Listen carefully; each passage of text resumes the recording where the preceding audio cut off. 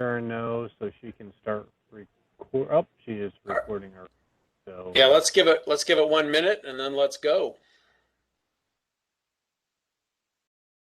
yeah, I see a few extras just joining recently, so I assume there may be some others still coming in.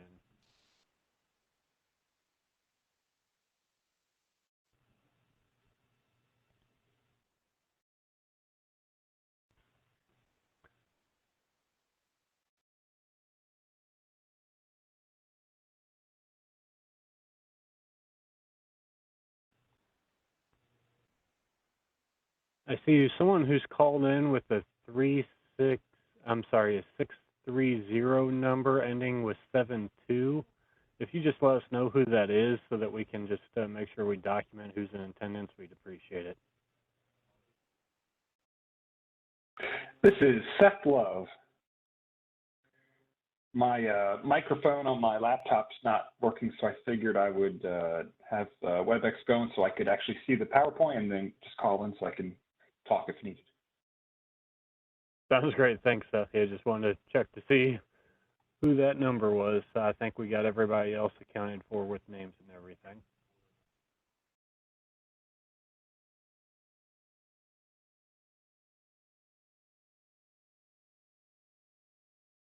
Well, good morning, everybody. Lauren Wobig with Water Resources. I think in the interest of everybody's time, let's go ahead and get started. And I'm sure there might be one or two more that might join us as we move along here.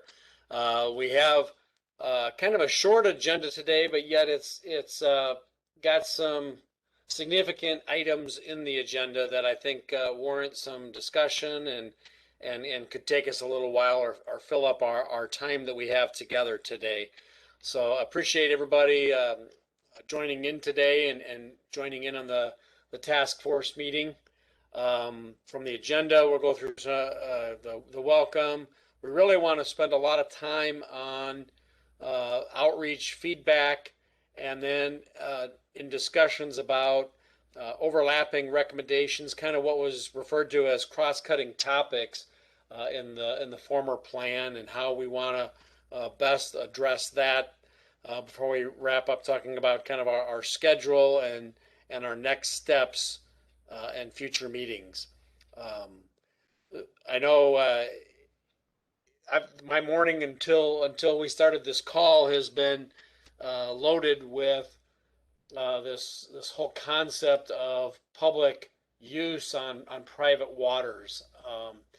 And it's been in the media a lot lately, and a lot of folks wanting to use and kayak or tube on waters that are not designated public waters. And when that hits the media, there's, in a way, it's good because of the education that's maybe happening, but it may be happening in a way that we don't fully appreciate.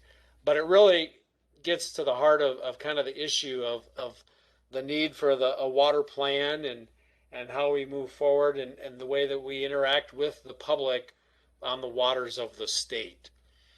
And we may get into that here later on in some of the feedback. So with that, I'm going to turn it back over to Wes, who's got the PowerPoint and will help us initiate a discussion about what we heard from the feedback and the outreach activity that we held recently. So Wes? Yeah, thank you, Lauren. So I'm going to hit the first couple of points here and just kind of focuses more on an overview of our process and just kind of getting feedback from task force members or other members of the public who maybe attended one of these events. So, you know, we started off with having the live or the recorded overview of recommendations and provided that to the website. Made that available in advance of any live Q&A session that we held at a later time. And then we also made the survey information available to where they could submit feedback through the survey. And then, of course, we provided a email address that they could submit questions or letters addressing the recommendations in the proposed outreach number 2. So I guess I was just looking to maybe get some feedback from you all, the task force members, or if there's any members of the public, any constituents that had any thoughts or feedback on oh, I apologize. I'm trying to scroll through another document. I moved some slides. So any feedback on that process in general? Do we need to continue that effort on the 3rd public outreach? Is there anything we should change? We're just looking for feedback on ways we can improve, or maybe cut out anything that really wasn't worth, or we didn't really get a good response on. So at this moment, I'd just like to take a moment, if you'd like to unmute your microphone and just kind of share your experiences. I'll kind of have the awkward pause as we wait to see if anybody has any opinions or comments they'd like to voice on either, like I said, the recorded overview of recommendations, the live Q&A sessions, the survey, or being able to submit by email. So I'll give you guys 30 seconds or so to see if somebody's going to chime in here to provide feedback on that.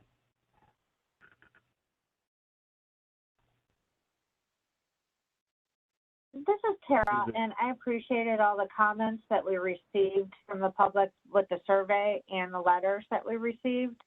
But one thing I noticed, I felt like quite a few of the groups did not really, either didn't attend our outreach session or didn't read the materials that we had on the website, because I feel like a lot of their comments were already being addressed, or at least in my category with flood mitigation, some of the comments that they want to see were things we had as our recommendations.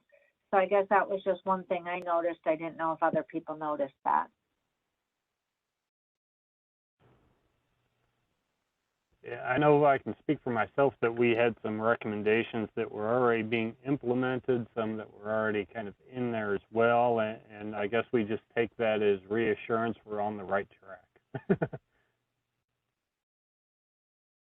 I saw, this is Lauren, I saw a couple of comments in there that basically alluded to the fact that they thought that we should have done more or done something differently to better reach out to minorities and or disadvantaged communities. And that's been kind of I've gotten that theme on other fronts outside of the state water plan, but wondered about what folks thought about what we could have done differently to try and do that or improve on how we do that. Of course, we did in our very first outreach with the help of others, created a Spanish survey in order to try and be more inclusive, and really that didn't get a very good response. And it was, the comment with that was, well, you didn't have like an all Spanish website that included resources in Spanish to go with your Spanish survey. But interested in folks' thoughts about how to better reach out to minorities or the disadvantaged.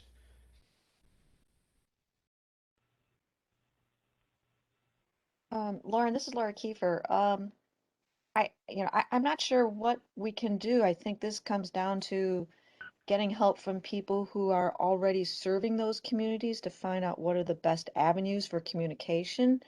I mean, are there technological limitations? Do they need in person?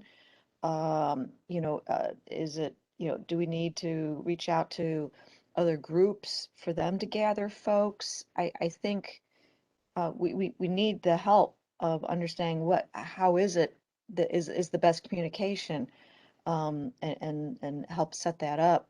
But it's maybe it's painfully obvious, but not to me, and I'd rather have something that wasn't. If I thought it was obvious, it could be wrong, and I'd rather get that information from people who are already communicating on other things with these communities. I think Lauren, you're right there. Oh, go ahead. I guess playing a little Monday morning quarterback, would it be beneficial for next time for OWR or IDNR to prepare kind of an email or something like that, advertising this outreach and sharing it with all stakeholders or with all the task force so they could easily forward it on to their constituents list and ask them to essentially forward it on to any of their stakeholders and maybe just provide that instead of expecting it to occur.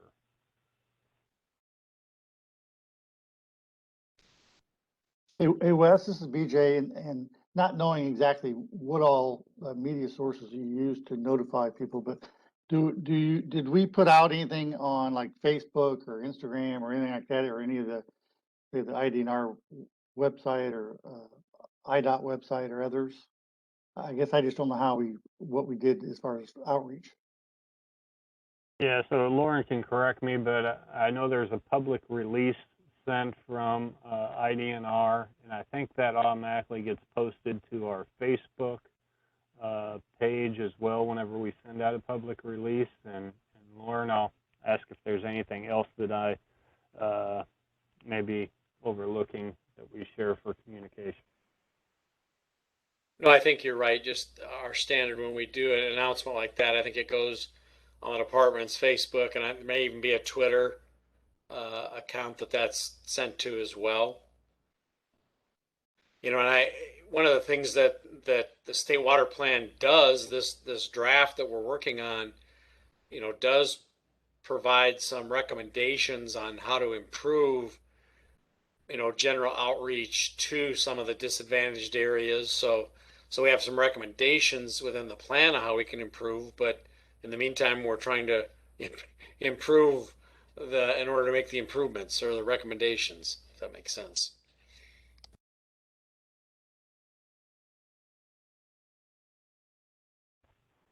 So is there anything we can do as kind of with us kind of being the head to assess, improve getting the word out? I mean, should we share that public release with the all members and ask everybody to send it on to any contacts they have? I don't know if that addresses Lauren's comment directly with minority or disadvantaged communities, but maybe a step getting there. And maybe it's making sure that we reach out to certain organizations that may focus on these interests. Guys, this is Lauren Lurkins from the Farm Bureau. As an outsider opinion, I do think, you know, there's a lot of media outlets that pay very close attention to the press releases that your department puts out on a very, very regular basis. I see no less than like 2 a day, I'm pretty sure. So I still think that is the primary way to get the information out in the most robust way. I do think that the website is a little unwieldy, and the content and just the scope and scale of the project itself is a little difficult. So, you know, if you could kind of think about it in 2 parts with a press release alerting people to it. It's still a heavy lift for the public to watch a presentation ahead of time, figure out which breakout groups to go to, and wrap their mind around the whole effort if they haven't been part of it throughout. So, you know, in some ways, I think you just need to kind of simplify to the degree that you can and use the existing platforms without creating a lot of additional work that is still going to maybe wear out the employees of all the agencies, but not get you much further down the road. So that's just my opinion as an outsider. I struggle myself to explain what is happening in the process and what the opportunity is for public engagement to a couple different groups. And some of them are not tech savvy. And so I'm just kind of offering that as just some indicators of how the public is struggling to understand how to engage and still what is going on. Yeah, thank you, Lauren, for that. And I think some of it is too is we're challenged with, you know, the COVID restrictions in that, you know, it's a lot easier for a public to know that, oh, they're going to hold a a public meeting on this, or an outreach session at this location on this date to go there, and then you can decide and learn from that. And you're right, when everything's done virtually, that is a heavier lift put on the participants to have to do homework and engage and pick because you just can't show up and make decisions on the fly based on what you want to learn more about. Yeah, I will say that other agencies are doing virtual public hearings and meetings in a way that is digestible. I do think that part of the problem here is just the broad scope and scale of the work. So it can be, it can be done. I think it's just a little cumbersome on the website.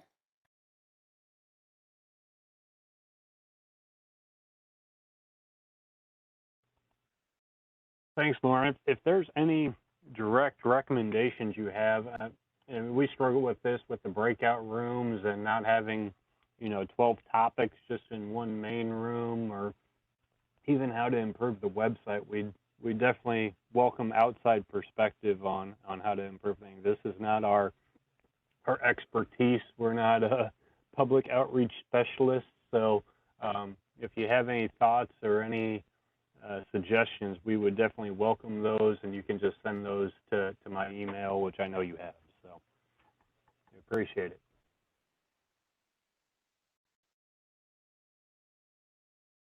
One observation I made in the comments is that there were several, like I alluded to in my introduction, there were several comments that dealt with this issue of public access to private waters. That was a big one, and then I saw several references to the need for education. Just an observation comment on the feedback we got. Yeah, Lauren, once I kind of finished up going over these, our process, I was going to jump into a little bit more about some of the specific comments we had and everything. I guess, is there any other comments or thoughts on things that we can improve? We have at least currently scheduled one more public outreach effort. I just want to see how we can best utilize that opportunity to get feedback and improve the plan.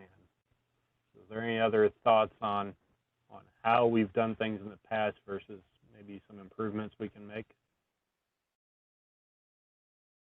This is Tara, and I just wanted to piggyback on what Laura mentioned about reaching out to the groups that already serve those communities.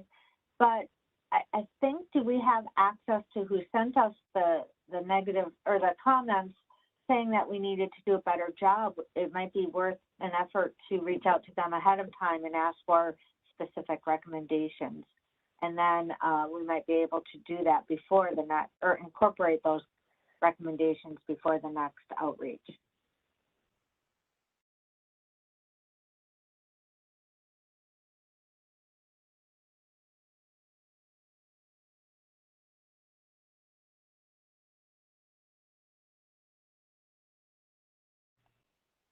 So I see us kind of maybe gathering a contact list to distribute this public notice or this press release of the upcoming outreach efforts, and making sure it gets to the right people and the right organizations.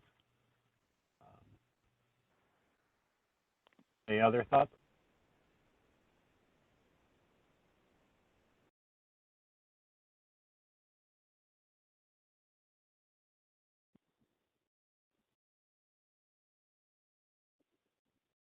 I think one of the struggles we have is making sure we have all the contacts that we need to reach out to. With being a state agency, we may not be as aware of local entities that may be interested in getting this information. That's where we really rely on our partners and stakeholders to kind of disseminate this information out to others. So that kind of addresses the making the general public aware of the opportunity. Is there any comments on the actual process that we undertook. Lauren, I don't know if we're considering doing, I guess I'll state with the initial plan, we talked about doing the first 2 outreaches at 3 different locations throughout the states and doing the 3rd outreach here in Springfield. That was all changed once COVID hit and we weren't allowed to meet, so everything got switched virtually. Is there any thought of what that 3rd outreach may look like? If we're going to stick to the virtual, or if we would potentially open up the doors here at DNR to hold something for the public, versus maybe even reconsider going to all 3 locations because we weren't able to prior. Just Lauren or anybody on the task force for that sake, or anybody on this call that has any thoughts on that, I'd appreciate any feedback on that. Well, I guess I'll start by saying, yeah, I had similar thoughts as to whether we should, if COVID conditions allow, whether we should, for that 3rd one, actually try to hold an in-person because we could and because we didn't on the others.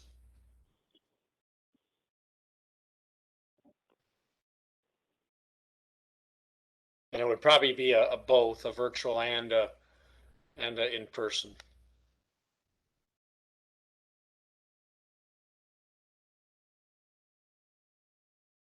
Hi, this is Rick Twait.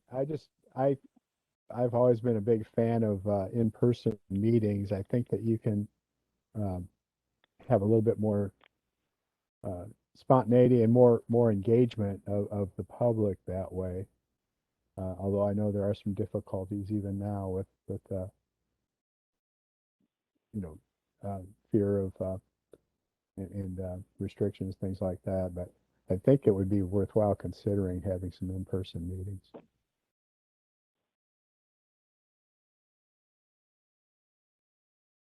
Thanks, Rick. Appreciate the feedback. This is Laura. Yeah, I mean, I like in-person meetings too.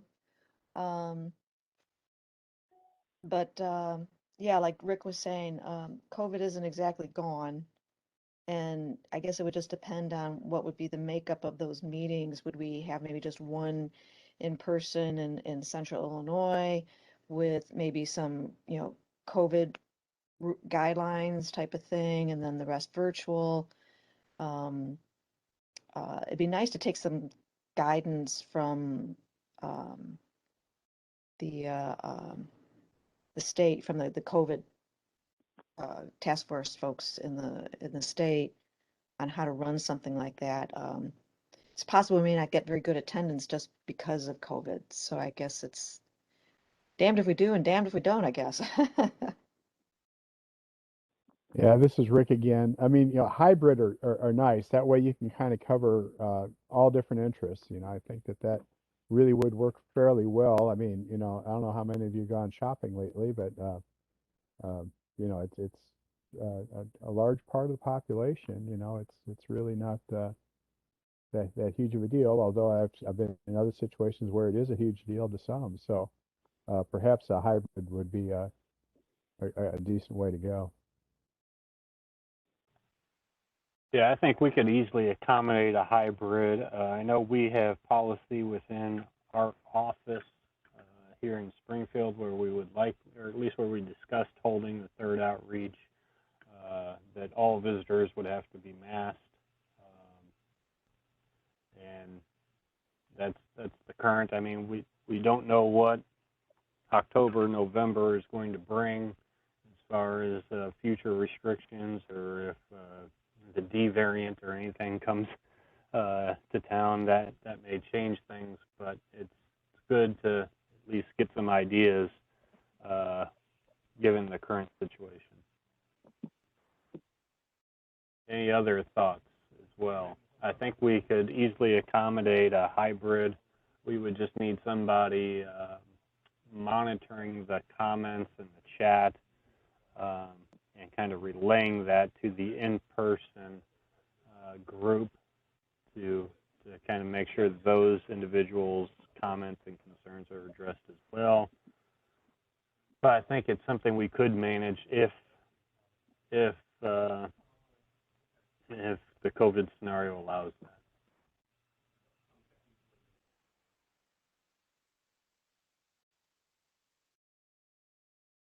Any other last comments to that effect?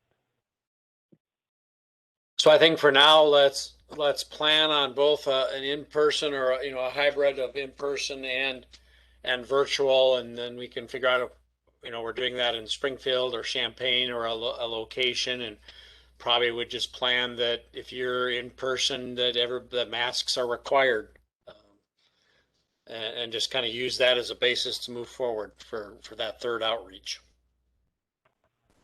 So just for clarification, that would replace our pre-recorded presentation and the Q&A session, but that would likely leave the survey and email opportunities be still available. We would likely record that event, that in-person event, as would be hybrid, and then make that available. So there would be no way to view the material ahead of time, but if individuals are attending virtually, they could watch the live presentation. Does that sound like the path we should at least move forward with the current situation? I guess that's where I was in my mind, that we would probably, so this third one is really saying, well, here's a draft of the report, and draft is in capital letters there. And so whether we can, distribute that, put that out there for, prior to that outreach, so folks can have an opportunity to look at it and make their comments. And then we would, I think in the live presentation, just kind of go over in a summary fashion the highlights of the plan. I don't think we would, walk them through page by page or anything at the outlet. We just hit some of those highlights and then get feedback on the draft. And then, of course, we would still have a comment period following that. Okay, that sounds good. I'll wait and see 10 seconds if anybody has any other comments or thoughts before we move on to the feedback we actually received. Any final thoughts on the format of future outreach and how that would be conducted?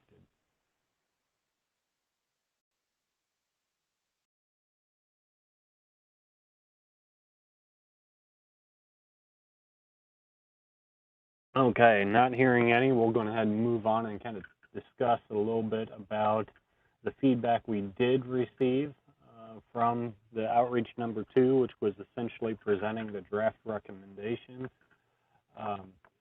So you all should have received the results of the survey, and I can pull that up here if you'll allow me just a moment to pull up the information, just showing you what that looks like. Hopefully you've all had an opportunity to review that, but if you haven't, I'll just take a moment here to share this feedback, and it should be up on your screen now.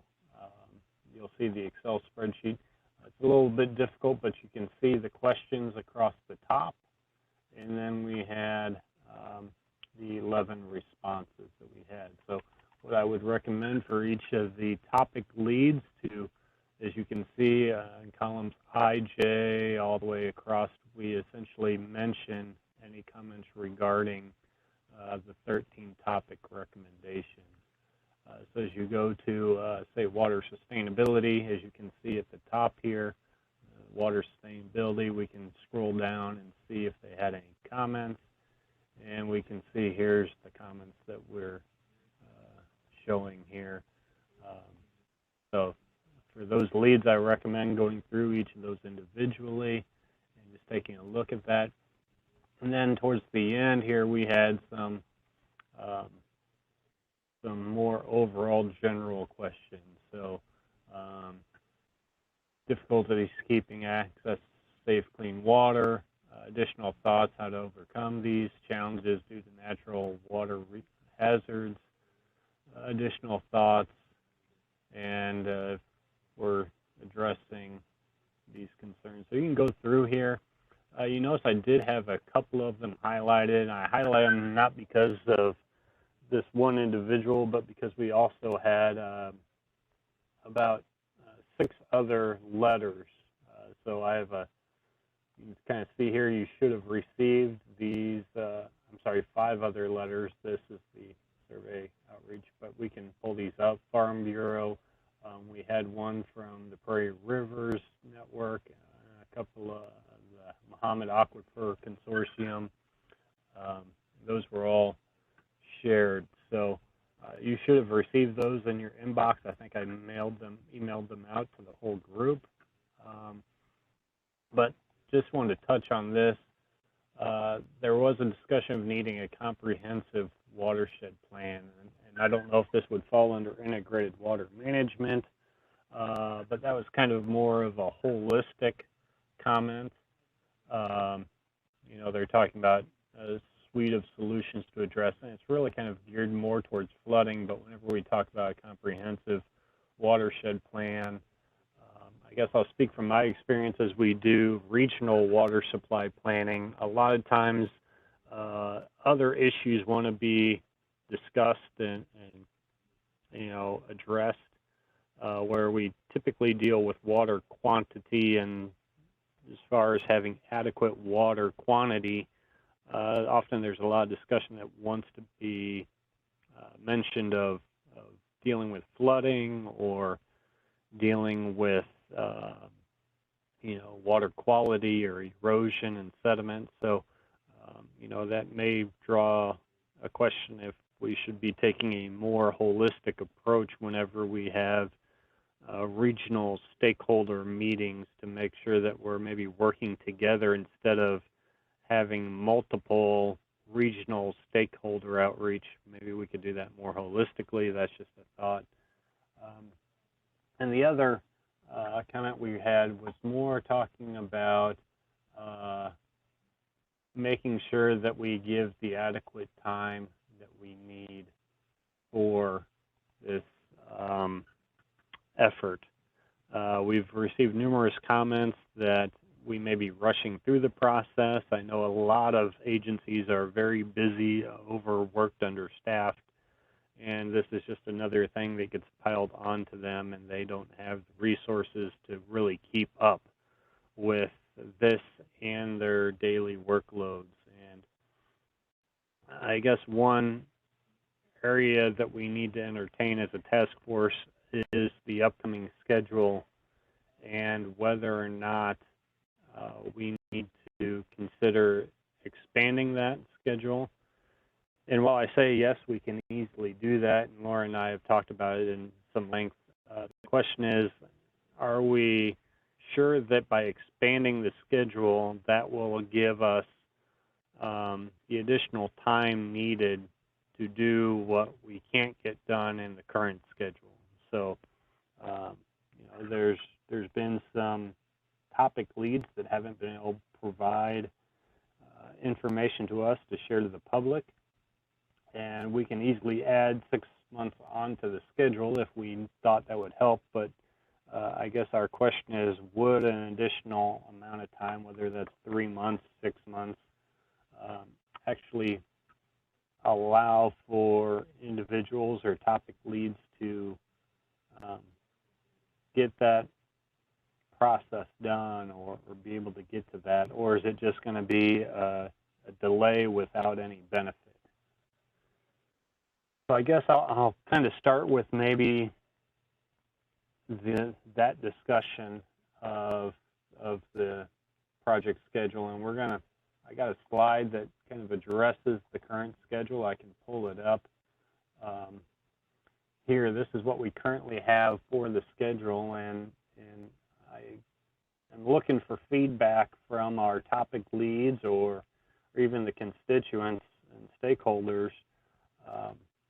Do we need to expand this? Do we need more outreach? Do we need to do something else other than what is shown here?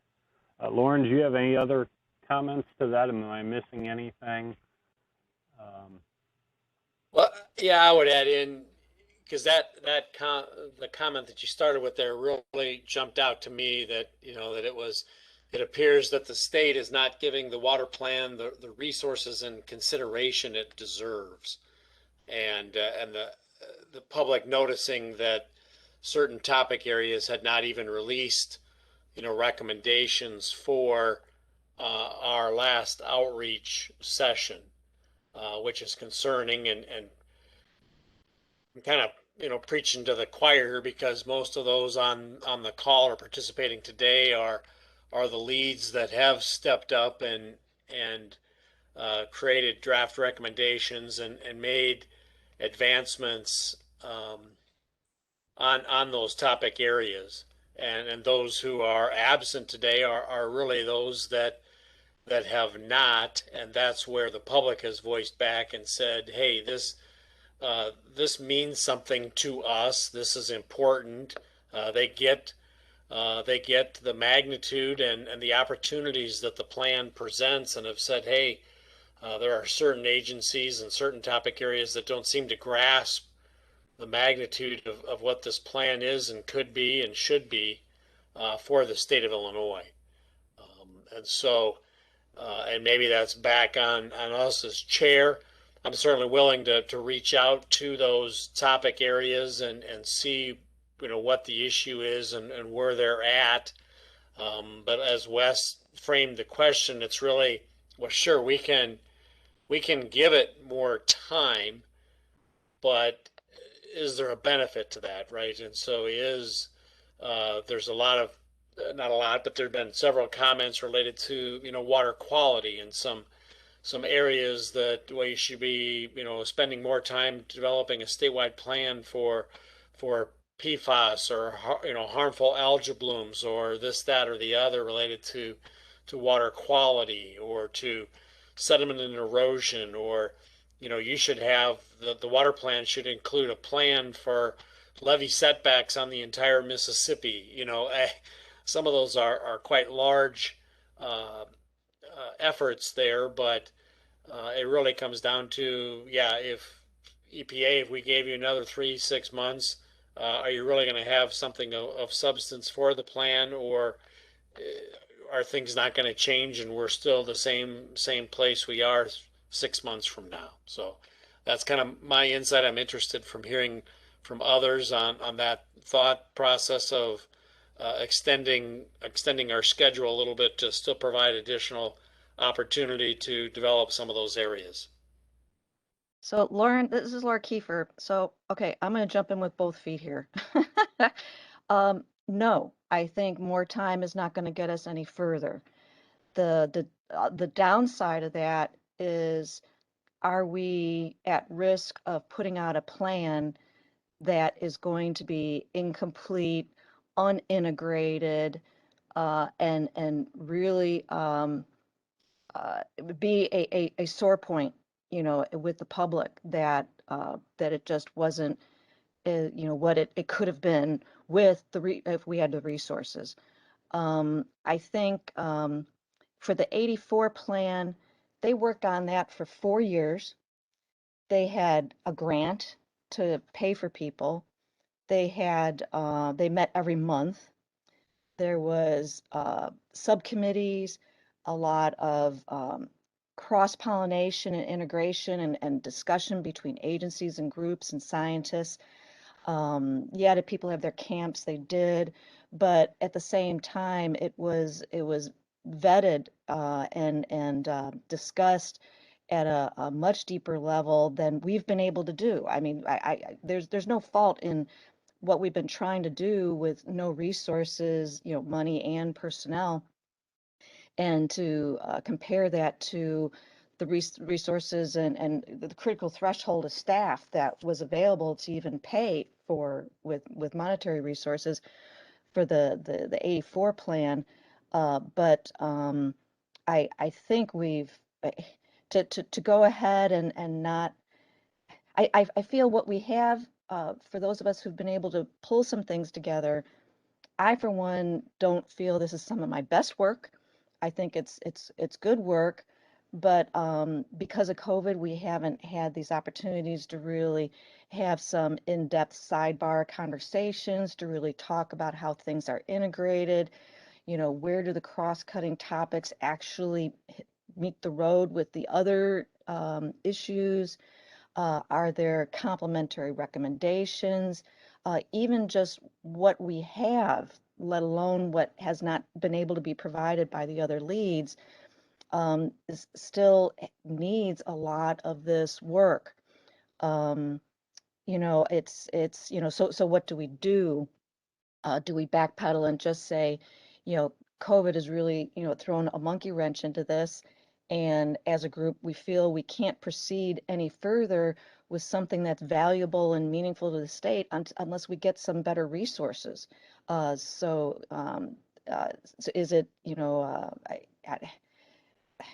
neither, you know, but putting out something that's not, you know, pulled together as much as we would like, to be, you know, possibly criticized. You know, for me, you know, I would far better like to, you know, go back and regroup and leverage the people who feel we don't have resources, help us get some resources, get some grants, get some little help, you know, from the agencies, you know, whatever, and regroup and maybe spend a lot of our time at this point as to, well, what resources would we need and how would we regroup and put together a plan of how this could proceed if we had proper resources, and you know, really mapping out the future track. So there you go. I'm jumping back out again, but I did a high dive, and I'd be happy to hear what everybody else has to say. Well, I'll make the additional comment that we have always framed this as not creating stone tablets, right? And so we've re-engaged the water plan, and it's to be, you know, kind of revisited more frequently, and of course the task force continues. And so the idea that we would put out, you know, a kind of a formalized report of sorts, is kind of that report at that point in time with identified recommendations. That doesn't mean that one of those issue areas couldn't have something put forward, you know, 2 weeks after that's submitted, and continue to grow and develop and create as an ongoing effort. So it's really kind of a fluid process, a fluid document. I think we've always said that. And so, you know, there is some advantage to simply saying, well, here we promised, you know, basically a status report, a report of the water plan at this point, that we would like to highlight for consideration. But that doesn't mean that everything stops and we're not going to come back to it for 60 months or anything. So maybe, you know, because people are waiting for a rollout of a plan in its entirety, and I agree with you, you know, that this is a fluid document, but maybe not presenting this, maybe let's not plan for a major rollout of everything completely. Maybe we start rolling it out issue by issue, and that way, you know, everybody can work together on, you know, water sustainability or something, and everybody's efforts could then, you know, help, you know, vet that out and get this guidance document out there with some recommendations, and then that gets rolled out. Here's part 1, part 2, part 3, and that way we can, and then if we find places where issues have cross-cutting stuff, well, then opportunities that we you know, put those documents in there. So maybe a phased rollout is a better way to do this, because then we can all concentrate on one issue to find those integrated points, and possible recommendations that cross other ones, and then go to the next one. And so it doesn't become this grand rollout that people are expecting. and that there can be a comment period on each issue, something like that, a phased rollout. Because that would demonstrate that it is a living document. Good point.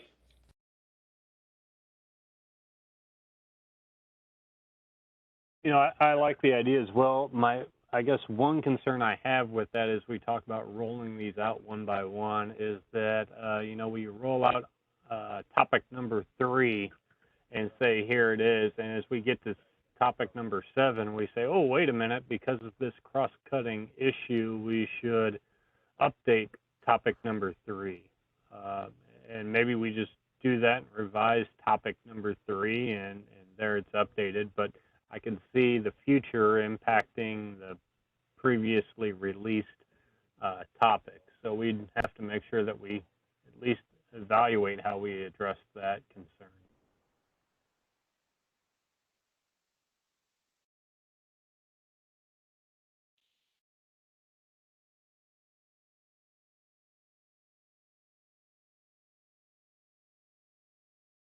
I would agree. I like Laura's idea, but my first concern, I'm more big picture, and I like seeing all of them at once so that we can compare those cross-cutting. It's the cart before the horse. If we do one by one, that would be my concern. But my other comment I wanted to make, if we just extend the schedule, I've actually gotten some complaints from my committee that we lose momentum. And I've been trying to meet monthly with our committee from here forward, just so that we can keep moving even when we don't have a submittal per se, because I just feel like if we just add to the length of for those few committees that might not be participating, I don't necessarily see the benefit. Tara, could you see a benefit for your committee members to have opportunities to see if there are linkages or integrations with some of the other issues that they could consider? Yeah, and thanks for bringing that up. I feel that is a negative of how we've been moving forward. Both Laura and I, when we started looking at some of the other slides, we realized the way that we present our recommendations really could be integrated better. We might have similar recommendations, and we should be presenting them in similar formats and same verbiage. But I think by not extending the time, but maybe having more task force meetings internally to address those integrations and maybe do what Laura was suggesting, phase by phase or a phased rollout, but we do that internally. We say, let's all talk about topic 3 this month, or a few of them at once, and really get collective input, because I feel like right now we have unfortunately been in our silos. And I think, you know, if we can, and I know we've had probably better participation than we have in the past at task force meetings by having Zoom meetings, but I kind of wonder if we reached the phase where maybe, you know, do we need to make an effort that at least some of these meetings, we all just need to be in the same room. Or order pizza and let's just roll our sleeves up and just, you know, tackle a few issues. And so this is Brian Cox with IDPH, and say I have been absent from a lot of these meetings and haven't really spoke up on a ton of them either. I know I spoke up early on about some of the issues that we're dealing with, which were somewhat dismissed at the time, but regardless, I know that I'm hearing that should we be extending the time for those that have not been participating, and then also hearing that those that have not been participating are also not on this phone call.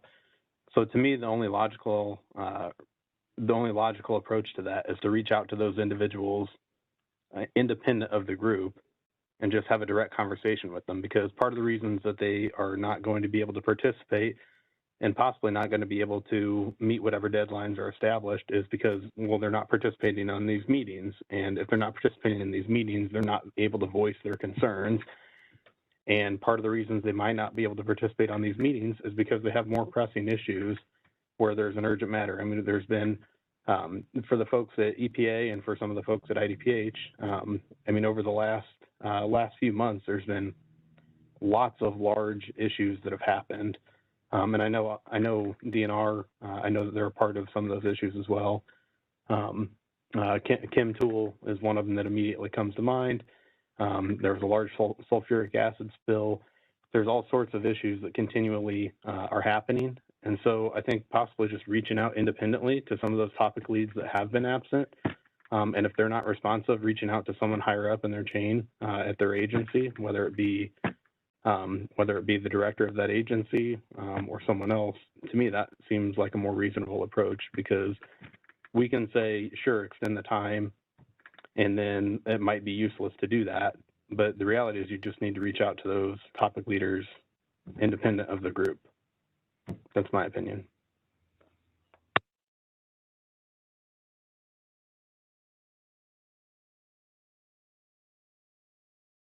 Right, I think that's where I was going, that as chair could reach out and see, so how is your agency going to be reflected in the plan? How do you want it reflected? Where are you at in this process? And again, like you suggested, if necessary, take it up the ladder a little further to, to the agency level to see how they want to respond. Lauren, just a confirmation, you have reached out to some of those agencies in the past, correct? And we've gotten, yes, we do want to be a part of this, and we've gotten some responses. I'm not sure what all the responses have been, but there has been that effort to some degree, correct? Yeah, you're correct. And nobody's told me, no, we don't want to be part of it. Everybody said, yeah, this matters. This is important. We need to engage. We just don't have enough staff to do that, but we'll try our best to put something together, and here we are. Yeah, and I think too, and I've talked with both you, Lauren, and Wes, and that, the State Water Survey has a lot to contribute to the erosion and sedimentation, and Department of Ag has the lead on that, which is appropriate.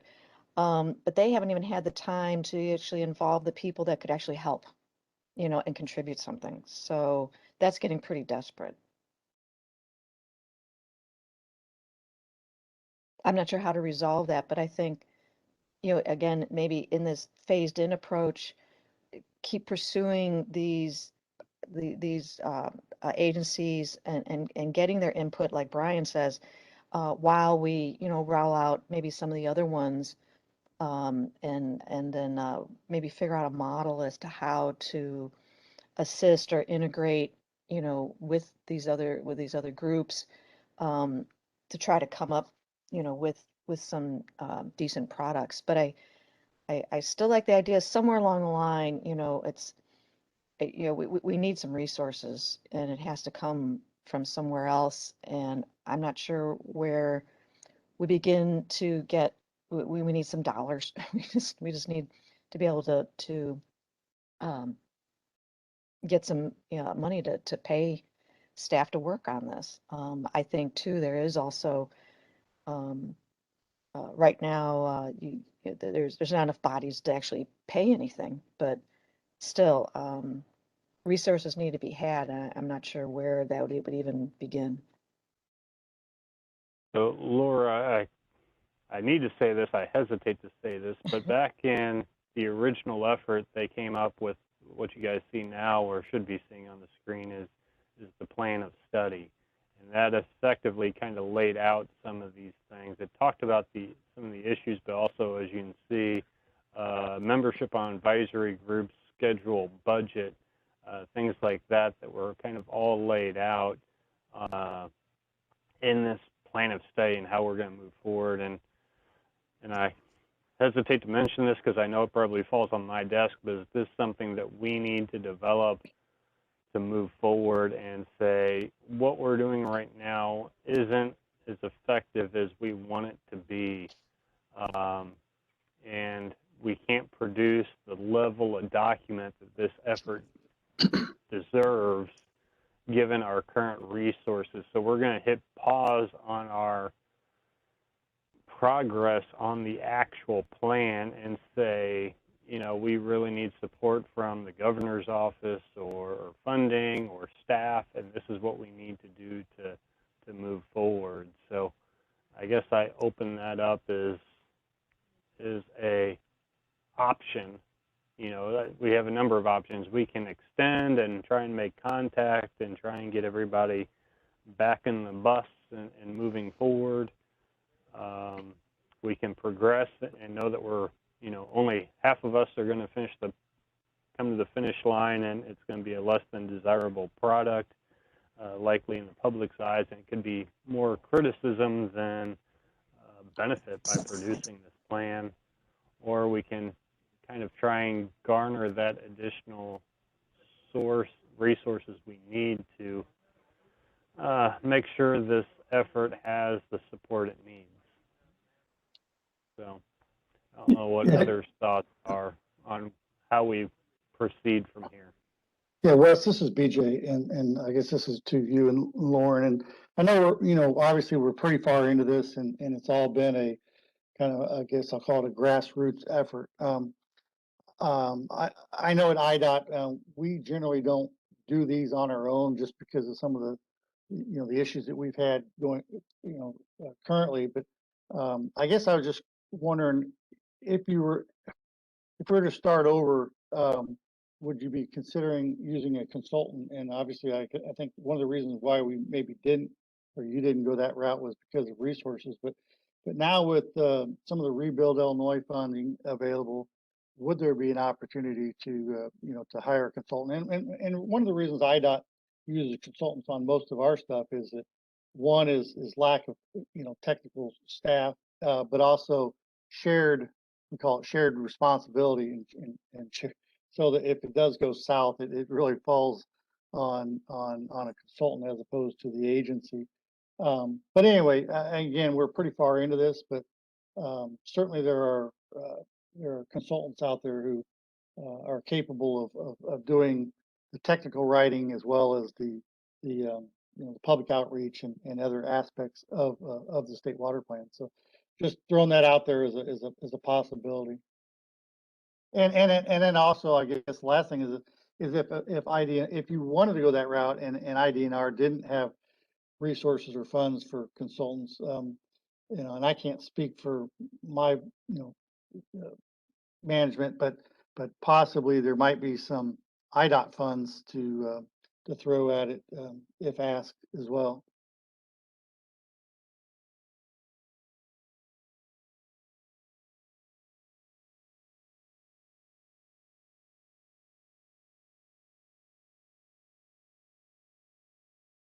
Oh, that's definitely silence. Thank you for that comment, BJ. No, I like that idea. My mind went to really make that effective. You really would almost still have to have that same level of engagement with the consulting services to make that happen. And my fear would be that it was kind of like, well, we've hired a consultant, so now I really don't have to worry about it, Yeah, that's certainly a downside to it. Some consultants obviously are better than others at pulling information out of different people and making them accountable. So yeah, you'd really have to get the agencies sign on it. There's going to be a commitment to providing staff and resources for developing the information. But anyway, again, it was just a thought. Well, and BJ, with a consultant, I mean, we would get to design how the consultant would work with everybody, and we still could deal with maybe a phased-in approach, and they tapping agencies that have the resources or not, and who can contribute at this time, or do we need to move this issue to the next month to start working on things like that. So it's still, I could see it still not being a big rollout, but it's getting the organization and making sure the pieces are coming in and putting it together, things of that nature. But yeah, I mean, you can, with consultants, I mean, you can say this is how we want to do it.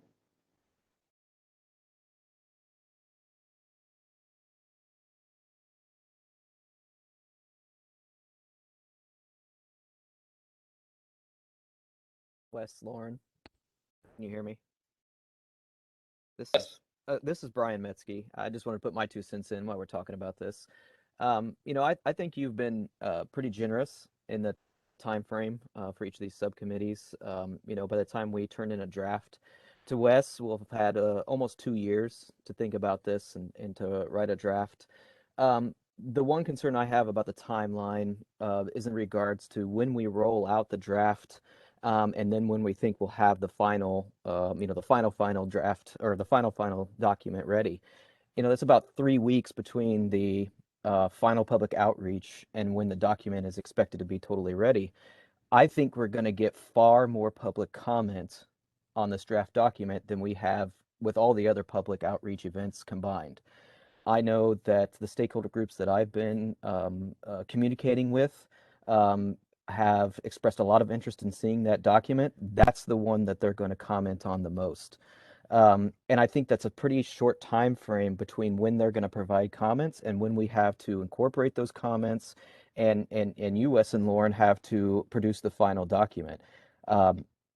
I think it's going to take weeks at the very least to reach out to these public commenter the groups that are publicly commenting, get clarification, think about how to incorporate those ideas. I've shared draft documents with multiple stakeholder groups. I probably have hundreds and hundreds of comments to go through before I even give a draft to US. And so I think that effort of getting the comments, communicating with the providers of those comments, and then trying to incorporate those will take more than the time that we've prevented. And we've talked about rollouts and comments, and maybe this draft, in October may not be complete or as complete as we want it to be. Well, this public comment or outreach period that we're getting ready to engage in is going to solve a lot of that for us. The public is going to see the flaws in this document, and they're going to suggest places for clarification and expansion.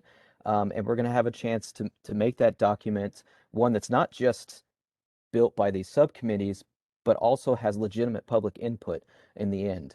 Laura, you're absolutely right. This will never be a complete document.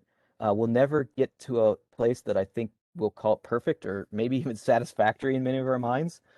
But we will have something that can guide water resources, the use of water resources for the next decade, and something that's a jumping off point that we could build from in the future. But I really think this last public outreach period is going to be the critical part, and I really think it's going to take far more time to incorporate those ideas than what we have on the table right now. Thank you. Yeah, thank you, Brian. I guess laying out this schedule, I was hoping that we would get the big feedback at this public outreach, this recommendations, and that the last would just be kind of a more formal, here's the document. But the second outreach was going to be, well, what do you want the report to really say? What is the summation of all this time and effort? And this is what the second outreach is. Seeing the response we got, I think, as you mentioned, I think people are wanting that document in hand to really provide that feedback. So, ultimately, could we probably push up the recommendation feedback and stuff like that if we really wanted to hold on to that December 31st date? I don't think we're really tied to that December 31st deadline, and we could easily push that to February or something if we think that process needs more time. Maybe we find out once we get there. But I don't think we're tied to that December 31st or deadline. So we could easily push that back if need be. I think really what we're looking at is, yes, that needs to be factored into the schedule, but we also need to figure out if we're staying the course or if we need to make a course correction. And I think that could be a point in that course correction of, hey, we need more time between the public outreach in the published report. Yeah, I just think, delaying this draft report to the public is going to invite far more criticism than putting something out there that, we feel is, close to complete, but we know has flaws. And, I understand the worry with regards to maybe some subcommittees that aren't very far along and are going to try to, rush this at the very end. I don't think there's anything you can do about that. Whatever you put the deadline as, if you have committees that are, dragging their feet a little bit or can't quite get to it, just extending the deadline is just going to extend that process as well. I think it will be, healthy for us to roll out this document and see its flaws and then correct those. And if those committees, that aren't participating fully, if they put out something that's not quite up to par with the other ones, our public is going to let us know about it. It's going to be quite apparent which ones those are. And I think the onus will then be on those committees to correct course, as you said, and put something out there that's a little bit better by the end of the published report. I like Brian, everything that Brian's saying. I just wanted to add, before we send that out to public, I would love to internally that we review that full report and maybe make some of those corrections ourselves before we put it up to public scrutiny. So I would have just suggested I would add to Brian, everything sounds good, but that combined report develop, I'd love us to read and have a meeting to discuss that before we send it out.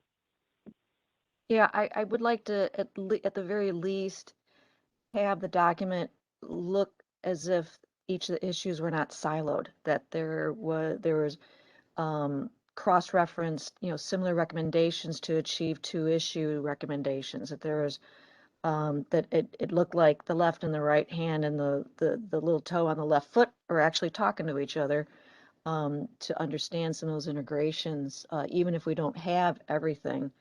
I think it has to look that it's been vetted a little bit for the material that we do have.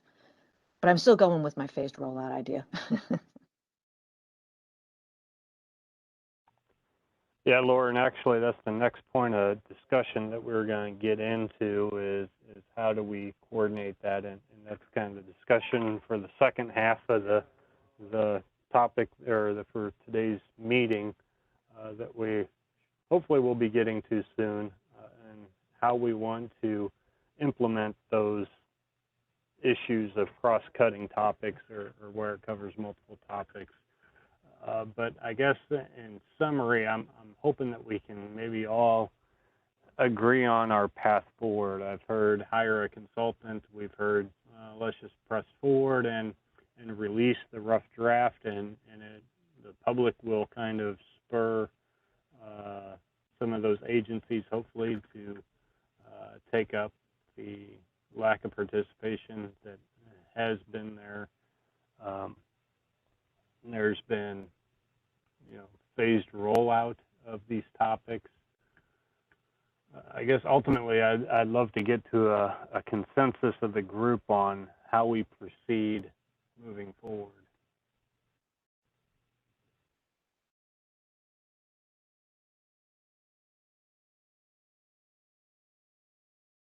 Well, I'm going to, I guess, suggest that we stay on schedule for the draft and that outreach, with the exception that we would, as Brian mentioned, anticipate perhaps even greater comment yet on the draft, what we presented as a draft report, and provide ourselves maybe a little more time to address those comments, make the final tweaks, and perhaps push the published report back by a month or so.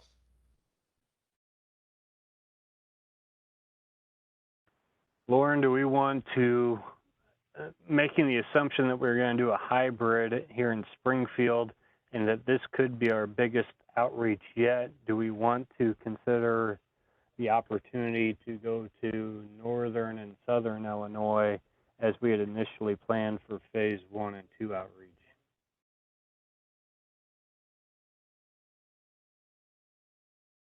Well, we had a reason for doing that the first go around, so probably we would need to consider that, a northern and a southern, particularly the northern at least, because that's where we did get the most participation. I guess we'd have the opportunity that if individuals couldn't travel in location, hopefully they would be able to join via virtual, just as stakeholders and constituents would be able to as well.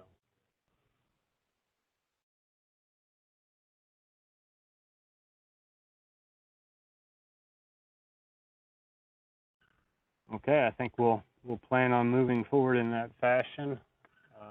I had a suggestion for some of the schedule.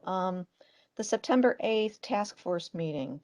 I was wondering, can we make that a longer meeting that day and use that as an opportunity for each of the topic leads to discuss their issues and have, some, you know, um, integrated discussion so that when we leave that meeting, we got something that we can put into each of our draft documents that we need to get by in October there type of thing. And there could be further discussion after that meeting. So that so they have somewhat of that integration. And maybe by that time, Lauren, I don't know if you'll have reached out to some of the other issue leads that haven't been able to really participate in anything, but that September 8th would give us an in-person meeting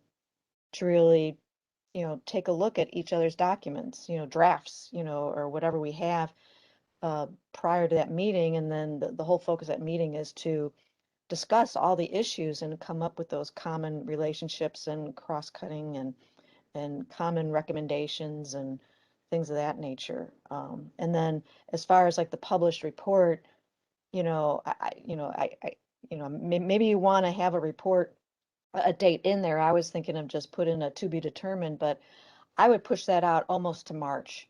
With the holidays and everything else, I can't help feeling that even Brian said it could take weeks, and I have a feeling it's going to take months. And I think you need to give some leeway, and I would push the final report to March.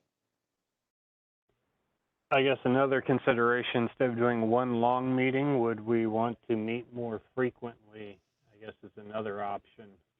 Maybe an August, September, October, or September, October, November, and maybe even push the start of the outreach out a little further, if need be. I don't know how much. I guess we got a couple of options there. If we don't want to sit through a 6-hour meeting or an all-day meeting to go through 13 topics, or at least maybe 9 of the 13. Yeah, I think, we just got done talking about whether we should push it out some more, but I think if we have a definite plan as to what do we think we reasonably can accomplish, as a good reason for pushing out the timeline, does then make it reasonable. We're just not extending a deadline just to give everybody more time. We're actually, for example, what you were saying is that maybe we meet monthly for 3 months to accomplish more of this integration with the material that we have and a little more massaging and redrafting. If we think that could be more accomplished better, then I think it's worth pushing it out 3-4 months. But just that there's a reasonable plan to justify pushing it out.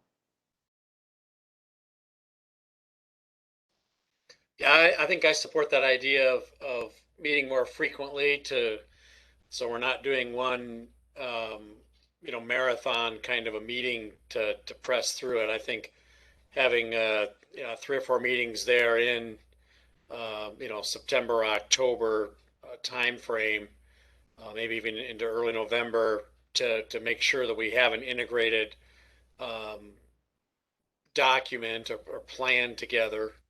And then we can decide, depending on how that's progressing, if we want to stay with that pre-Thanksgiving kind of an outreach or go to that. And I guess in my mind, yeah, publishing or, coming up with a product of sorts then in 2022, maybe it would time well to have, yeah, something together that kind of hits the streets at or before the a spring legislative session if, the legislature is one of our key targets there, their audience.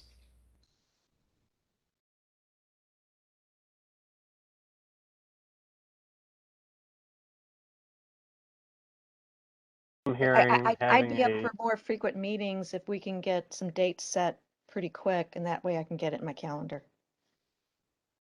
I mean, typically we've been doing the second Wednesday of the month. I mean, we could look at that for, I don't know if any topic lead would be ready to kind of share a draft section, and what would probably be August 11th could be the next second Wednesday of the month.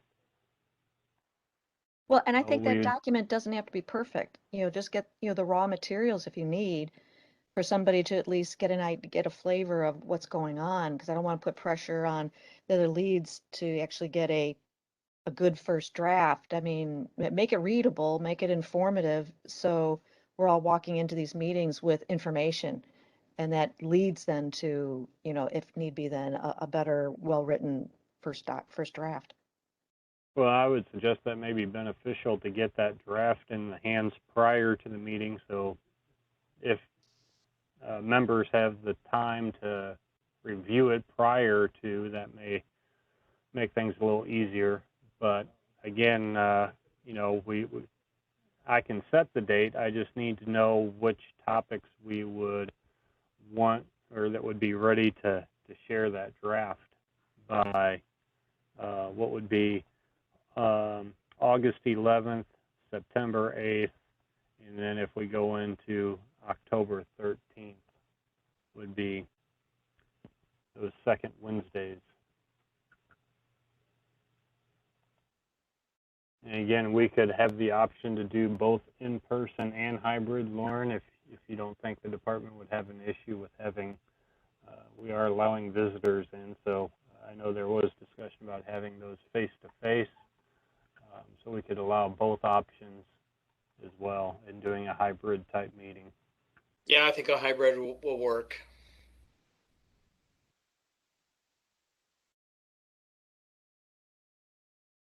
So that would be one extra meeting. Do we need a third? Do we need I don't know.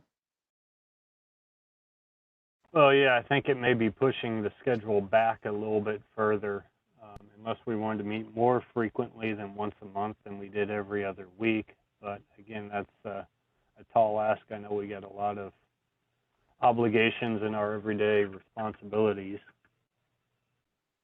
But if the group is for it, I can definitely set it up. Well, I think we add in at least like in early October. You say, I guess October 11th is just a due date. I was going to say that's a holiday, but maybe an early October meeting in there as well, the 6th. Yeah, Lauren, so what I proposed, if we have 13 topics, knowing that we probably won't have all 13 active, maybe not, we could have 3 or 4 topics go on August 11th, then another set go on September 8th, and then the final set going on, the 6th or 13th. And if we need to bump back this October 11th, I mean, we'll effectively have those drafts by having that, well, I guess minus comments and rewrites. So maybe we push this back to October 30th and we push everything, have that public outreach maybe in early December, although that starts getting into everybody's on the crunch because they may be taking time off around the holidays.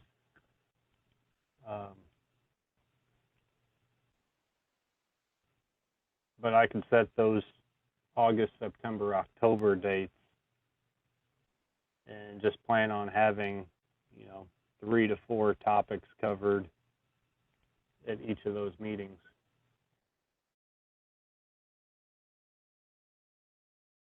Yeah, I like those three. I like, October 13th works better because the 6th is Lieutenant Governor's State of Illinois Rivers Coordinating Council meeting. Yeah, and I'm not available on the 13th, but that's not to say Wes couldn't. If Wes is available, he could still run it. So.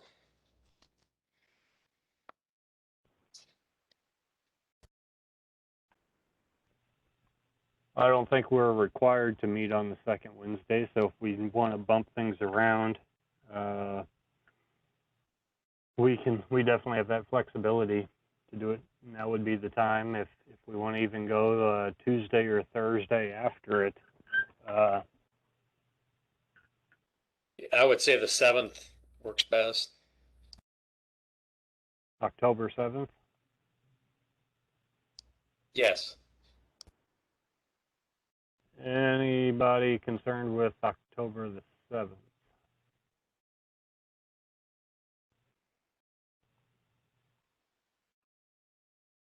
Hearing none. So August 11th, September 8th, October 7th for what we will have is topic coordination meetings.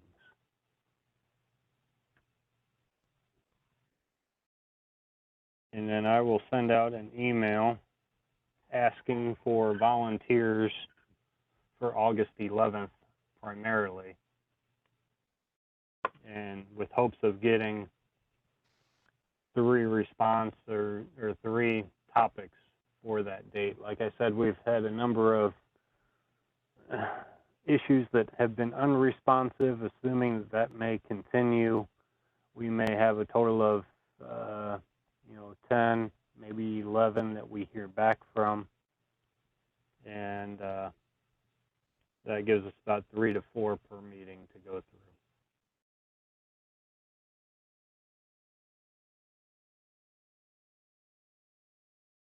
And then do we want to still hold that at 10 o'clock, or do we think we need more time? And I know that we got some that may be traveling from Champaign into Springfield if they want to meet face-to-face. Would it be better to meet at 9 with hopes of finishing by noon? Do we think we can finish it from 10 to noon? That only leaves 30 to 40 minutes per topic.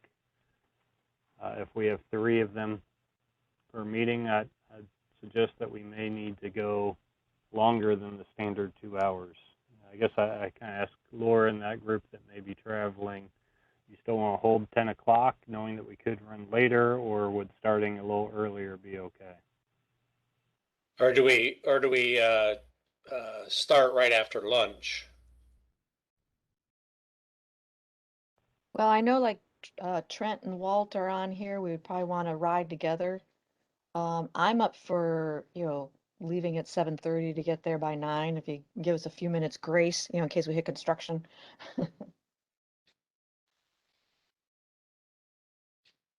Yeah, hey, this is Trent. I have a event that evening in the suburbs, so yeah, the earlier the better for me that day. And I'm okay at 7:30. I'm up that way anyway. Yeah, me too. This is Walt. Yeah, I don't think Glenn Heastand is on the line, but we can question him. I think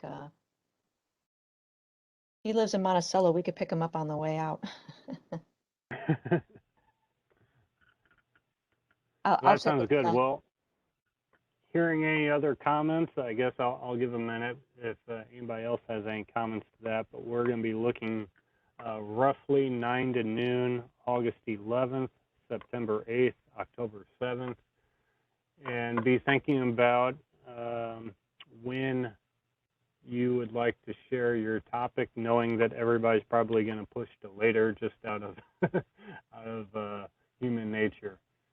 So if I can get volunteers for August 11th, that would be great. I'll send out an official email asking first priorities, but we can't have 1, 1, and 8 for those 3 dates. So And would you suggest that for whoever's on those days that they get their draft material to everybody, the week before or something like that?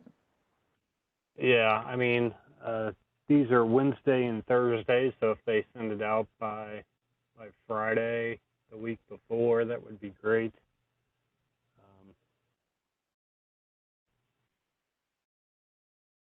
I think that would be helpful. And if you can't, I think we can work through that. I know August 11th is probably going to be a quick turnaround for some. So then are we maybe looking at November then for each committee's draft section then? Yeah, so I can come in here and maybe move this to, I don't know what day of the week that falls on. That's Veterans Day. Yeah, you can but refine I the can date. Yeah, somewhere in there, we could move that to receiving committee's draft. This would almost move to November 30th. Would we want to do this in December, or do we want to do this public outreach in Oh, January January. That's what I was thinking as well. Everybody else in agreement for a January public outreach. And I guess the other thing we can discuss is if we continue to meet monthly as a task force between now and the development of the final report. So this is kind of when we have these State Water Plan Task Force meetings. I think we can discuss that further. Maybe we have another one in November. Take December off and go again in January before the public outreach. So maybe early January. And then this would probably push out till at least March.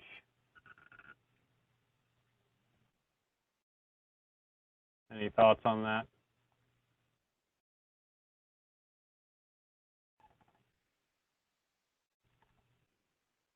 I'll just assume that my suggestion sounds wonderful then. Were you going to add in the October date? That's what I was just copying and pasting. Well, we'll add in a November. Yeah, I'll revise all this. I'll add in the August, September, October dates.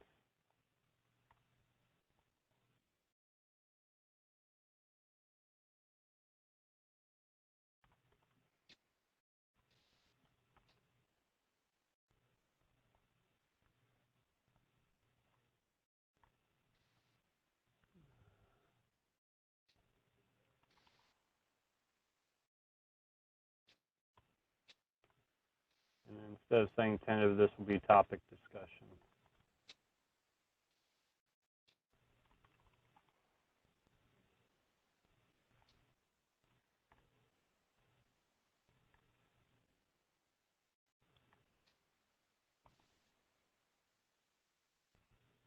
And maybe we'll have early November State Water Plan Task Force meeting.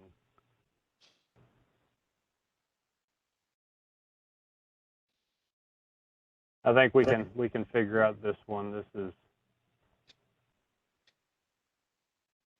Hey, Lauren, the October 7th, was that a week for the Great Lake Commission meeting, the annual meeting? I've got that as October 12th through the 14th. Oh, I'm a week off. Sorry about that. Thank you.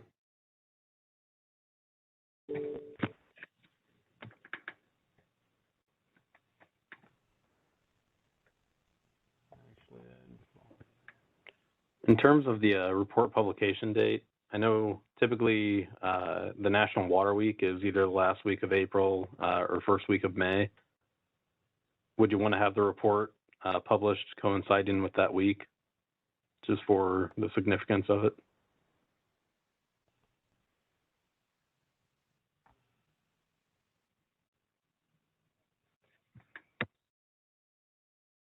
I think we could. Lauren, do you have any?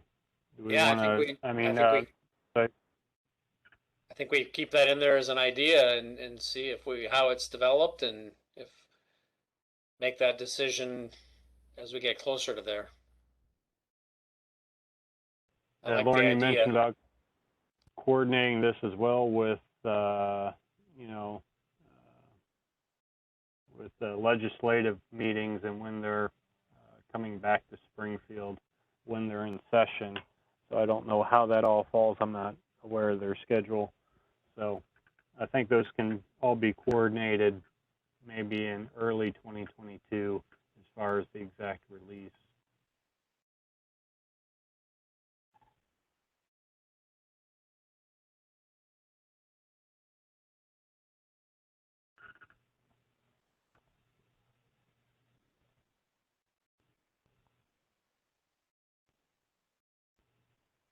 So right now I'm showing we take December off, but effectively we're meeting monthly until then.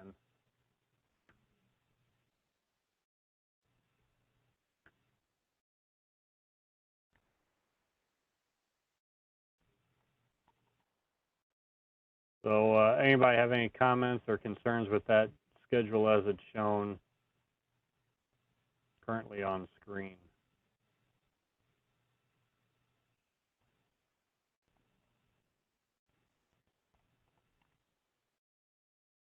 And the second Wednesday is I think you January. could schedule that November meeting for the November 10th. That's the second Wednesday in the month. Is there a reason we can't schedule that now?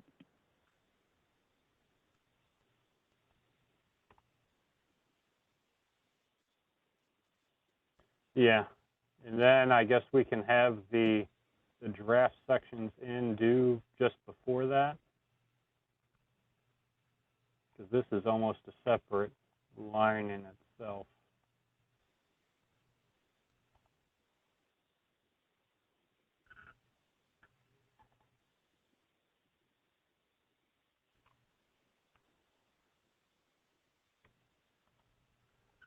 Maybe something similar to that.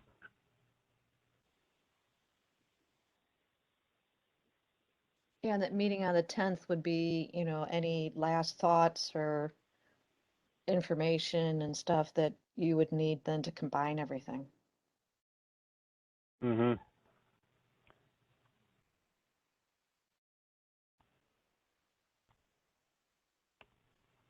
Maybe a focus on if we were, yeah.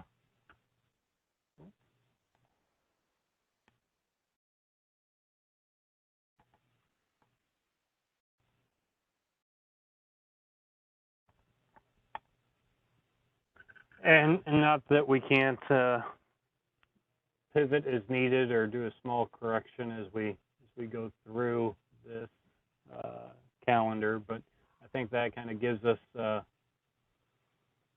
path forward. Well, it Any looks like other thoughts? the 12th, you know, then we would all be able to see the final report together and do any little tweaking. But then that doesn't seem like that gives enough time to have a finished document ready for a public outreach on January 17th. I don't know if you want to move it by another week or two or something like that, maybe towards the end of January, having the public outreach.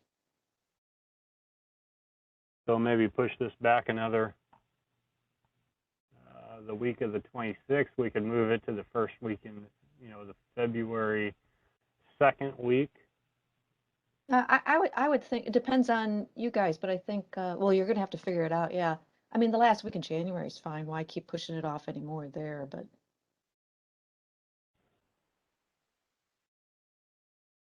Lauren, any concerns schedule-wise?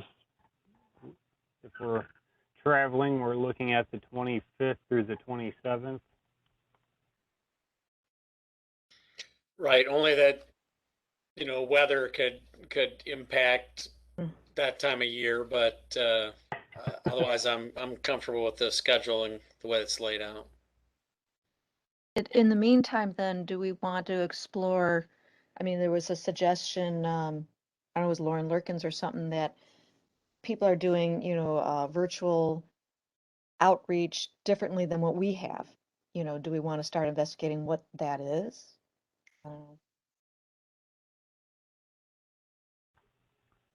Yeah, I can follow up with Lauren to see if she has any recommendations on how we can improve. This will be in person, or the hybrid model, so that's a little different, but I can reach out to her or anybody else. If you have any suggestions, feel free to at least send me a quick email saying, hey, I have some suggestions. We'd be happy to see how we can possibly improve that process, particularly if we're switching to a hybrid. We'll have to figure out how we'll do kind of the Q&A, if we'll still do breakouts in person or if we're going to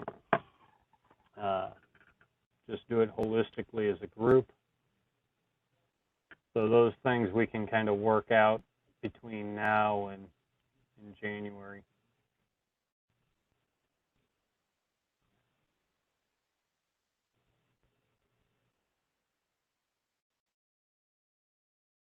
Any final thoughts on the schedule?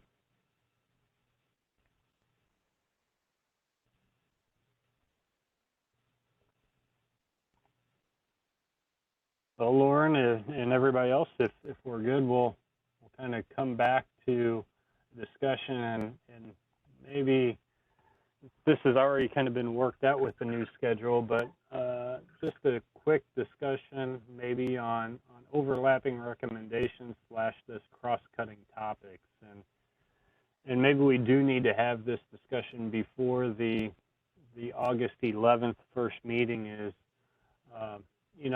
an example, maybe the climate section is recommending that we evaluate future rainfall instead of using present day rainfall in designs and making that available to the public. Now, does that fall under the climate change section, or does that fall under flood damage section? And I guess Lauren and I talked about this preliminarily yesterday. And I think where we kind of land is that may be better to have in the more broad topic. And coordination should just occur there. I guess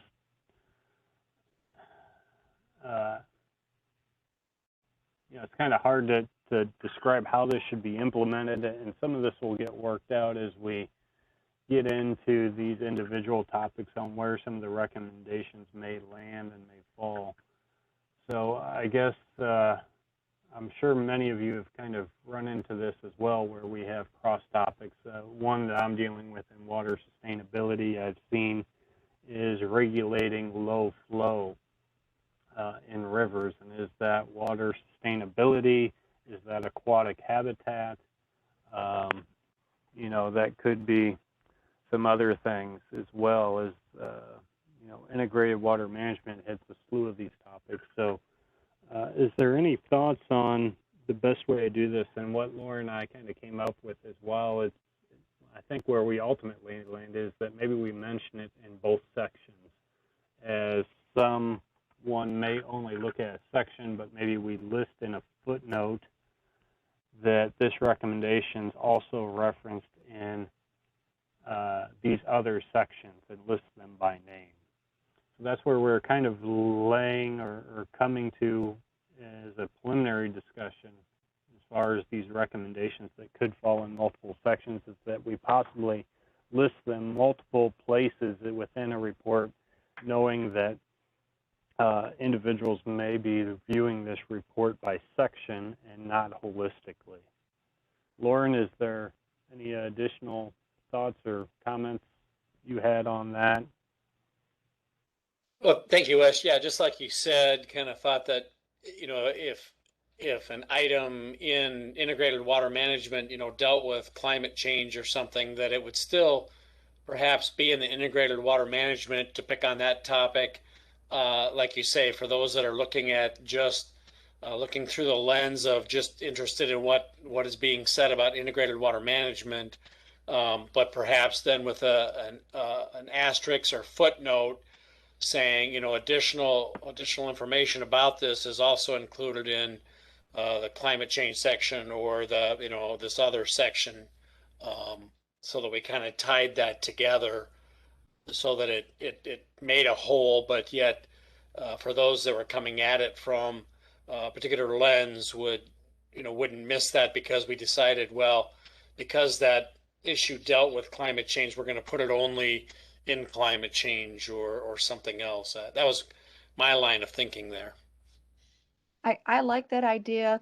And then to show maybe, that the integration between things in a more overt fashion is to have a, cross-cutting recommendations section.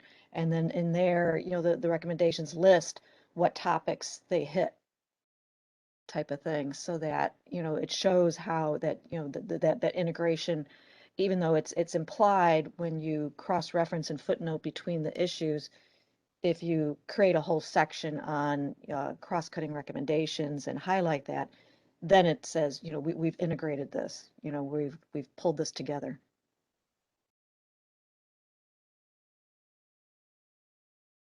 As a reminder, the last meeting we had suggested some sort of a graphic indicating those cross-cutting the topics. We were going to go ahead and do in the introduction, and then at the end we were going to sort of show how some of the recommendations visually, but obviously we haven't done that yet, but that's a reminder where that can tie back in.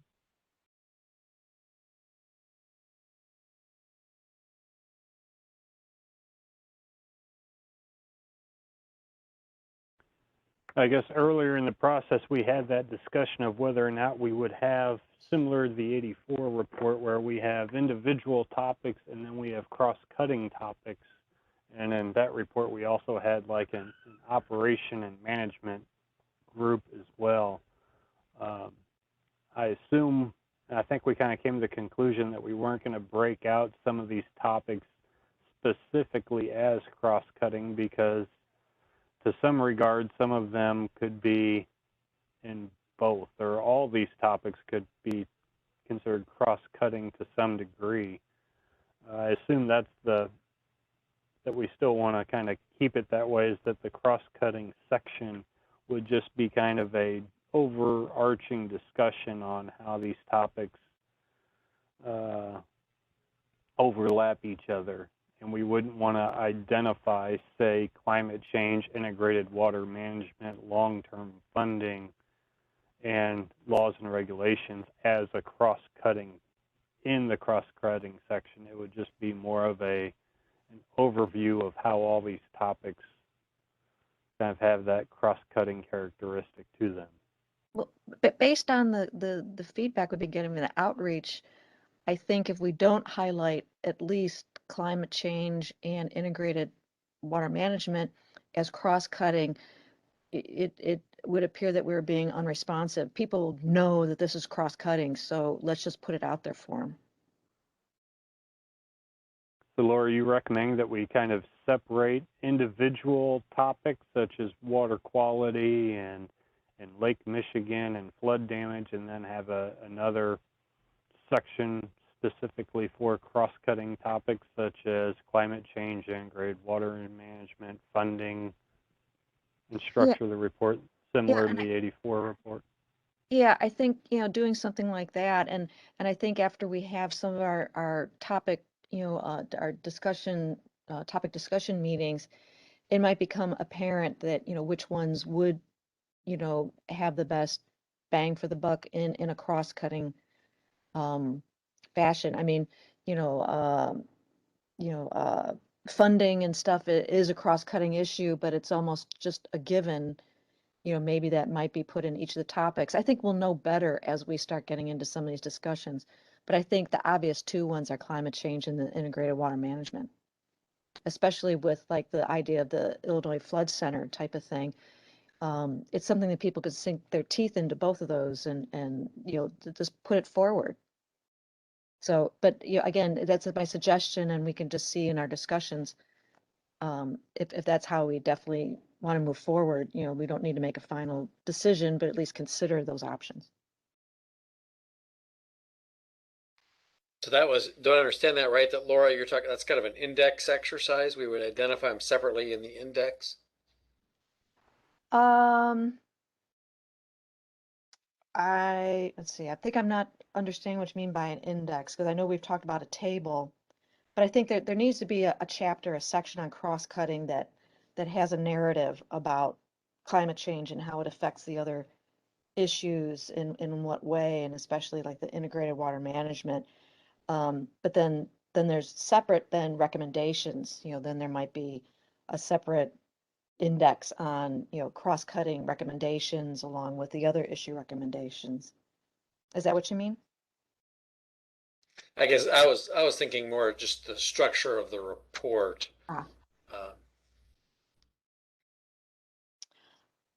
Yeah, I kind of want to be maybe walk into our topic discussion meetings with the structure that we've tentatively decided on, with the idea that we may want to readdress that again, and just be willing to be flexible that things just may fall out, that we realize that something else needs to be highlighted or adjusting from there. But Hi, I'm sorry, this is Yufeng, and would that be easier on the early suggestion? I think probably Tara talk about have a diagram and to kind of draw in a picture, and then we try to make that picture as a blueprint, and then try to explain the picture instead of try to reorganize or try to kind of maturely try to link a topic together. And then once we have that picture, because a lot of people, even like myself, is really more like graphic oriented, and then try to tell a story based on that picture we draw and connect each other on that. Would that be more effective approach? Just my 2 cents. Thanks. yeah, I think we talked about that idea before, right, Tara? Is that what you're talking about? Yeah, we had talked about just providing it more in the intro to introduce the topics, but then at the end we were going to have a summary wrapping up section, and it was going to include how these all overlap and more of a Venn diagram flow chart type of thing. And I think we could highlight some of the issues. That's sort of where I thought that, and like you said, we'll have to see how it shakes out, but that's sort of what I envision. Yeah, I think walking in with that idea for a format into these discussions is where we should start, and just see if there's a real need to deviate from that. But like you said, the summary could be where, like Yufeng was saying, is that the diagram would show where some of the cross-cutting and integration is, and then we just summarize and explain how that works.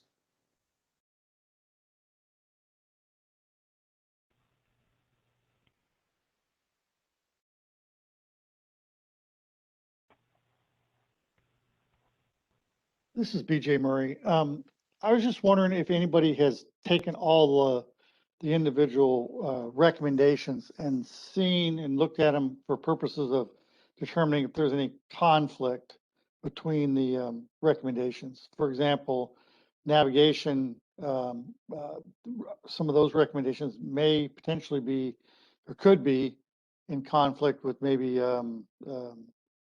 environmental recommendations and such. So I guess I was just curious if anybody had looked at those, and obviously we want to put forth a plan that does not necessarily have conflicting recommendations. So anyway, just curious. JP, at this, I'm sorry, JP, BJ, I apologize. That's all right.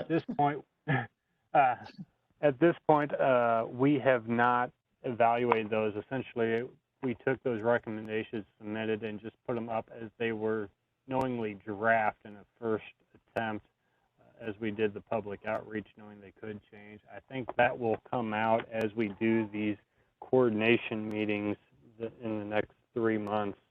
And that's where we can really dive into if everybody comes to the table with what they know they're going to be recommending and evaluating that in light of what's being presented, whichever topic that is, we can kind of work through those issues. And that's where we're going to find out, is this cross-cutting, is it in conflict, and hopefully clean that up in that process.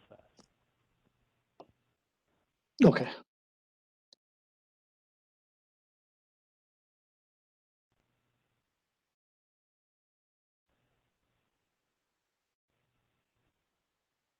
Any other comments or thoughts on this cross-cutting? I think we talked about putting together a graphic. I don't know if it'd be good to draft one, knowing that it could change as we go through this collaborative effort as we do a deeper dive in each specific section, but maybe good to kind of have a rough draft of what that diagram looks like, just to ensure that we thoroughly think through potential overlaps or cross-cutting topics and issues.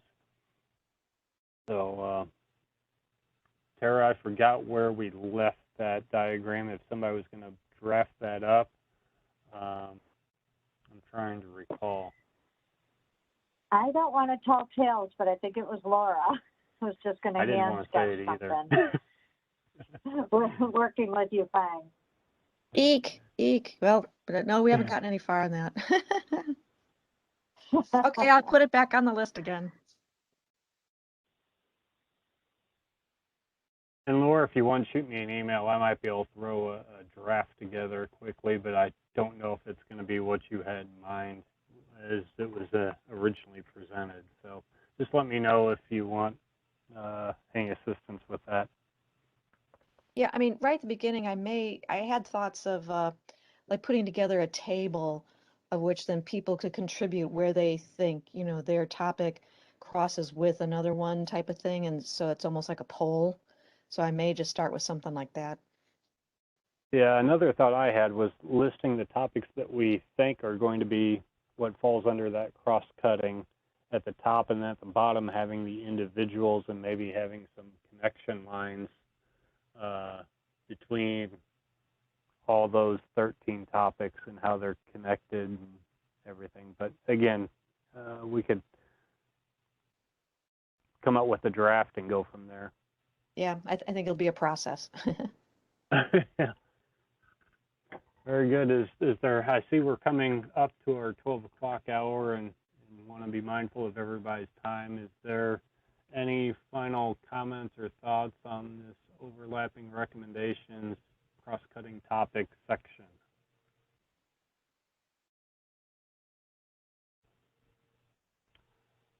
Hearing none, I'll make sure I provide this updated schedule to everybody. We'll also be updating the website, but the next meeting will be next month, August 11th. I'll be in contact with you all, asking for volunteers of who's ready to maybe share their topic at the next month's meeting, and we will go from there. So I did have this next slide. We can just kind of ignore it because we're changing what we're going to be talking about. Maybe we'll be this will maybe look more like our November meeting where we talk about formatting or that the full report discussions and what needs to be in the full report once we get I guess what will be supplemental information to these 13 topics that need to be included in the report. So with that, I'll kind of hand it back to you, Lauren, if you have any final thoughts or anything else that needs to be discussed. No, I think it was a very productive discussion to kind of set up the game plan of how we get this existing effort to the end zone, at least for what we're focused on now. So I appreciate everybody's input and discussion there. And again, between Wes and I, we'll reach out to some of those who did not participate to share some of this update and and try to get some commitment and update back from them as well for the group. So again, thank you everybody for a productive meeting today, and we will press on. Thank you. Bye-bye. Thank you all.